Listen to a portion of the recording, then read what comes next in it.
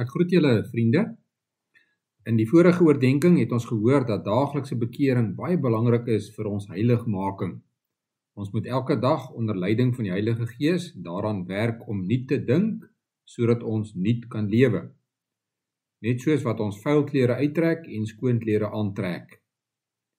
Daarom kyk ons vandag na wat dit beteken wanneer ons sê, jy moet die ou mens uittrek.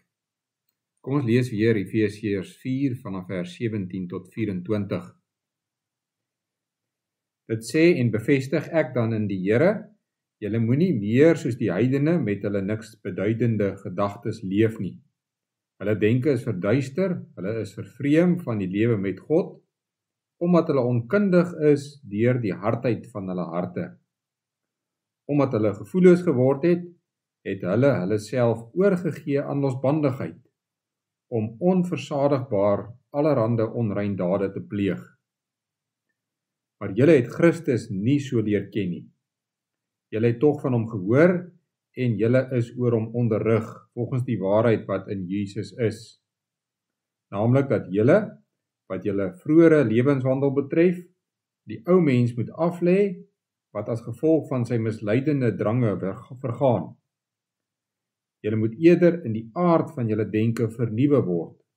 Ja, trek die nuwe mens as kleed aan, wat in ware geregtigheid en heiligheid in ooreenstemming met God geskep is. Ons lees tot sover uit die woord van die Here. As jy 'n vis kon vra, hoe is die lewe buite die water, sal hy jou nie kan antwoord nie. 'n Vis het geen idee hoe dit buite die water is nie, omdat hy nog nooit daar was nie. Hy ken nie 'n ander wêreld nie, want sy wêreld is die water rondom hom. Op dieselfde manier weet ongelowiges nie wat dit is om 'n Christen te wees nie, want hulle is nie daar nie. Hulle weet nie wat dit beteken om God te ken nie, en wat dit is om 'n nuwe lewe van hom te kry nie. Hulle weet nie wat ware geloof is nie, omdat hulle dit nie het nie. Verse 18 en 19 sê dat ongelowiges se verstand verduister is. Hulle is onkundig en hulle gedagtes lei tot niks. Hulle het hulle self oorgegee om al wat vuil is te doen. In kort, ongelowiges se lewe gaan net oor hulle self en hulle eie begeertes. Daarom is hulle lewe sinneloos, hulle is totaal en al onkundig oor die nuwe lewe wat God gee. Maar deur sy genade het God aan gelowiges 'n nuwe lewe gegee. 'n Nuwe lewe waarin hulle verlos word van die sonde. Gelowiges weet dus wat die ou sondige lewe is, waarvan hulle verlos is, en wat die nuwe lewe is, waartoe hulle verlos is. Daarom moet hulle elke dag al hoe meer die ou mens uittrek en die nuwe mens aantrek. Hoe trek ons die ou mens uit waarvan ons verlos is? Eerstens trek ek my ou mens uit deur 'n ware berou oor my sonde. Wanneer ek regtig jammer is oor my sonde, besef ek dat ek God oneer aangedoen het deur my ongehoorsaamheid. Hierdie berou kry ons by Dawid, na sy oorspel met Batseba en sy moord op Uria, toe hy gesê het, teen u alleen het ek gesondig, ek het gedoen wat verkeerd is in u oë. Die profeet Joël sê dat wanneer jy so 'n berou het, skeer 'n mens nie jou klere nie, maar jou hart. Dis Joël 2 vers 13. Daarom moet ek bid dat die Heilige Gees my sal oortuig van my sonde en dat ek 'n hartlike berou sal hê oor my sonde. Tweedens trek ek my ou sondige mens uit deur die sonde te haat.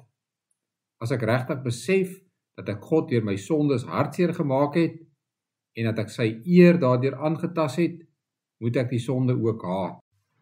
Die sonde gaan ons bybly tot ons dood toe, maar dit moet ons al hoe meer met weersin en haat vervul. Derdens trek ek my ou sondige mens uit deur weg te vlug van die sonde. Deur sy genade stel God ons in staat om weg te vlug van die sonde. Vlug vir die sonde beteken ook om weg te bly daarvan. Ek moet ook nie dink dat ek sterk genoeg is en dat die sonde my nie sal vang nie. Paulus waarsku, wie meen dat hy staan, moet oppas dat hy nie val nie. 1 Korintiërs 10 vers 12. Daarom moet ek bid dat God deur sy Gees my die wilskrag sal gee om weg te bly van die sonde. Ons sien dus dat die uittrek van die ou mens nie net beteken om op te hou met verkeerde dinge nie. Die uittrek van die ou mens begin in ons hart deur 'n berou van die sonde, 'n haat van die sonde en 'n wegvlug van die sonde. Die tweede deel van bekering is die aantrek van die nuwe mens of die opstanding van die nuwe mens. Ons luister volgende keer na wat dit beteken. Kom ons bid saam. Here onse God, ons besef ons sondes en ons tekortkominge. Ons besef dat ons met ons woorde, ons gedagtes en ons dade teenoor U oortree en ons bely dit voor U.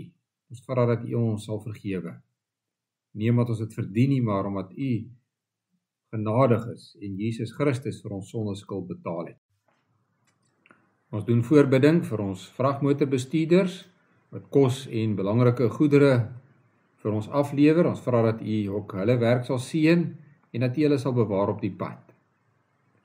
Ons bid vir ons land. Ons vra dat U vir ons reën sal gee. Ons weet ons is ook daarin van U afhanklik en daarom bid ons dat U ook daarin vir ons sal voorsien. Ons bid hierdie dinge deur U groot genade alleen. Amen.